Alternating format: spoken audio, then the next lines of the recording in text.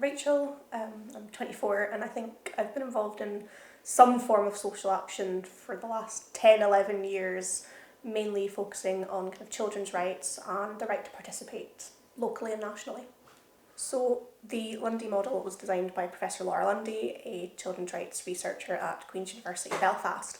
And what I love about it is not just the fact that it was obviously designed with kind of UK and Northern Ireland predominantly in mind originally, but it has been taken globally. Laura looks at the space that a young person should have to be able to express their views.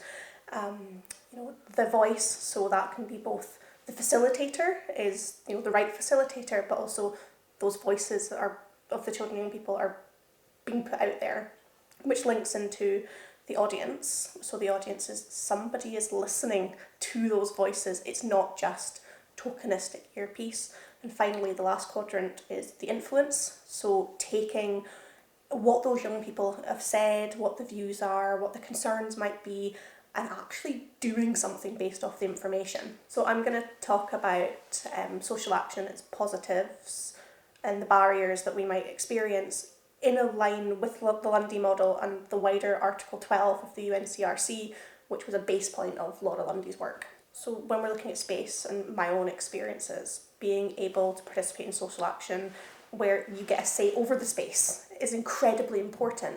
Now, that can be a face-to-face location. For example, I've done a lot of maybe one-to-one conversations with a youth worker in a coffee shop before I've participated.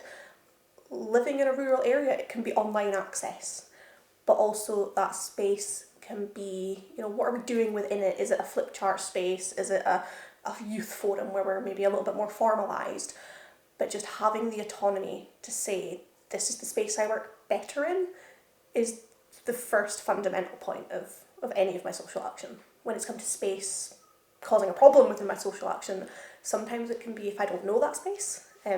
Again, living in the Highlands, quite often it's the space is maybe the central belt, but they want you there at 10 o'clock in the morning.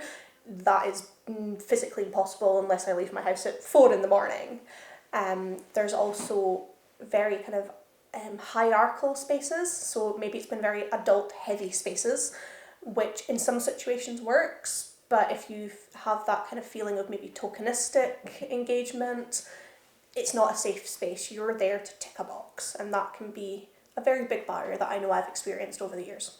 There has been times where the space isn't accessible, and that can be, for example, it's a very overstimulating place, there's too many colours, too many noises, just it's essentially, I have had one meeting where we just sat in sofas around a busy office, which was not a fun experience. But also, things like I've seen social action events where there's no consideration taken to if there's been a wheelchair user needing access to the building. I have a balance issue, so I use a stick. Appearing at a venue with no notice to see 25 stairs can be quite intimidating. And if people know about that in advance, they can make arrangements, but that's not always the case, and it does put me off sometimes re-engaging with a project or an organisation because have they taken needs into account? When looking at voice, I've seen a lot of positives in terms of how information is presented and how information is gathered. So, for example, I use a screen reader on my computer. Being able to get a wee email a day or two before a session saying, hi, here's everything that's going to be a paper handout. I'm still engaging, I can use my voice via email and return answers ahead of time, but also it shows that whoever's facilitating is taking a bit more care in making sure that, the voices are captured in different ways, and, being able to be creative is quite important. Voice isn't just the verbal communication, it can be post-it notes in a room, it can be flip chart papers, it can be emails, it can be WhatsApp audio files. I think for me personally, the support that I need to be enabled to be in social action is an understanding. I have a very fluctuating condition. Some days I can have a conversation just like I am now, but other days I am texting a youth worker because that's how I communicate.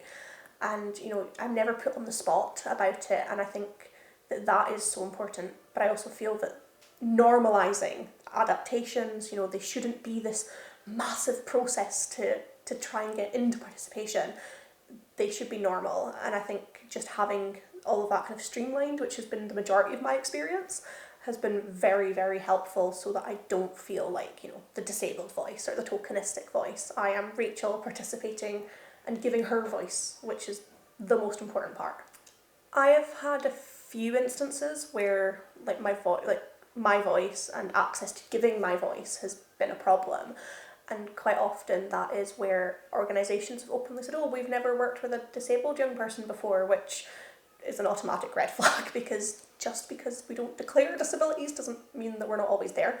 But in terms of social action, it's things like we're only going to accept a certain file or a Word document to participate. As I say, maybe not getting things digitally can be a problem. And also, your voice shouldn't have to just be in a room to be heard. And I think for me, definitely those things around, you'll just get a handout on the day. Well, I can't process a handout. And I'm quite articulate and I'm quite able to say that. But in the back of my mind, there's always, what about that young person who isn't ready to say that they need an alternative way? And that kind of can put me off as well, because if my voice isn't being respected and the access to that information isn't being respected for me, who else is being hindered in this process? So when looking at the audience quadrant, something that's really helped me has literally being in the same room as decision makers, be that parliamentarians, be it local authority members, be it the board of a charity, sometimes it's the youth worker, depending on who it is you're trying to impact. And, just having those people value you enough to be in the same space for a certain length of time is always amazing. And I think for me, what's really helped is those kind of moments where you're seen as an equal partner when it comes to spaces and who holds the power to be in those spaces and bring the audience into those spaces. There's an amazing kind of analogy that I always used through uni with the power cube, where quite often these spaces are closed and you are invited. But looking at the participation that I have done, they are open and you are welcome, rather than just being invited. And I think when you look at not just Inspire Highland, but other projects that I've done over the last decade, again, it's becoming more and more normal, where it's decision makers and power holders that are knocking on the doors, wanting to come in, but also being a lot more aware that we as young people are going to start holding them accountable. And sometimes I do remember being in a meeting and saying, well, the tweet that you've just put online to say that you've met with us doesn't cut it anymore. I think when it comes to identifying your audience and using that for social action, some of the barriers, I could list all the usuals that we face as young people: time constraints, again, going back to the accessibility issues, transport, all the rest of it. But I do think there is a way to go with particularly our power structures. So when we look at influence within social action, for me, one of the big things is seeing what comes out of what you've done. Personally, I've been involved in legislation changes. I've seen massive reports. I've seen increase of funding into areas that I've been passionate about. And that's all positive, that all makes societal change, and especially if it's got that legal backing that I mentioned first, that stays hopefully forever. So to be able to watch, society become a better place, which is a key value of any kind of social action, is always a positive. And I think, hearing people still talk about your work after it's been done. But I also think one barrier to influence that I have noticed is sometimes the influence is only taken from what I'm going to call the usual suspects. So that can be individuals, organisations, corporations, parliamentarians, who we see all the time. And it's like regurgitating the same stuff. And I think it's a shame, because there are other people with massive amounts of influence who don't get heard yet and deserve to be heard, and especially with children and young people. And I say this very openly and very carefully, that it shouldn't just be the big named organisations with their core young people who often stick around for quite a while. We need new blood, we need new voices. The 25-year-olds at the top end are ageing out. We need to start bringing in those 11, 12, 13-year-olds who are going to go through an entirely different Scotland to what I've just done. And of course, different Scotland, different UK, different world. And I think until we look at the crux of how we bring more young people into that influence and into those spaces and those audiences and using those voices, we've still got a little bit of work to do. So for me, in my own social action, the biggest help has definitely been just having other people around. You know, there's a long kind of time that I had where I felt like I was the only person trying to firefight. But to see that there's so many like-minded people, and maybe not even focusing on the same issue as you, but that are totally proactive in wanting to use their voice, is the most amazing thing.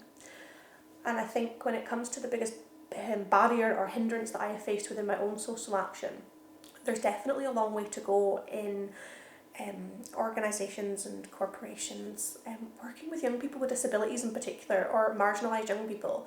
We are so often the ones that are brought in to tick a quota or appease a funder, but as I mentioned earlier, you know, when you're not being accessible in your information, you're not looking at, you know, the geographical issues that some of us face, that we can't just hop on a bus, or, you know, we rely on specialist cars and taxis, you know, until organisations open up a bit more about, you know, their disability awareness and maybe just the admittance that they don't really know what they're doing sometimes, you know, that is going to create a barrier, not just continue my barrier, but it's going to continue and open up more barriers for more young people who otherwise would participate, because a disabled voice is just as important as any others. And I think that's why I've always been so glad that I've been, like, from the start, I've had Inspire Highland, and I've had other young people that are experiencing the same barriers, but at the same point, that shouldn't exist in the first place, because those barriers shouldn't exist in our society.